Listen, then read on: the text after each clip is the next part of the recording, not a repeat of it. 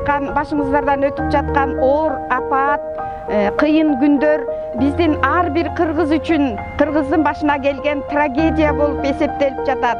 Биз Токмок шаарынын маданият бөлүмү дайыма сиздер мененбиз. Друзья, послушайте меня. Услышьте мой знакомый голос вам.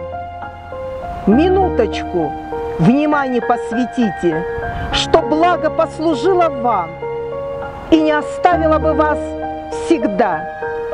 Послушайте, смотрите, должны вы помогать тогда, когда друзья ваши, всего лишившись, тоской в душе приходят к вам и просят помощи, стыдившись себя и вас, пришедших к вам. Не откажите в этот час. Уважаемые жители Баткенской области, город Токмак, отдел культуры всегда с вами. Тынчтык керек, кайынга да, ташка да. Тынчтык керек, асманда учкан аккуга да.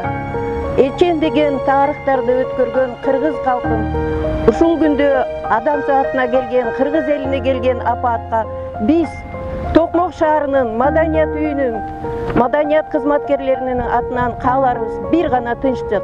Дорогие баткеновцы, мы, токмачане, желаем вам добра, мира.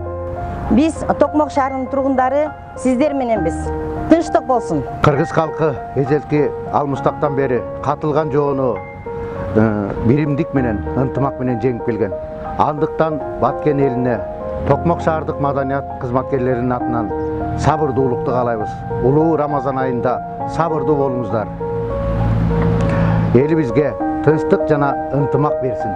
Баткен биздин жүрөгүбүздө.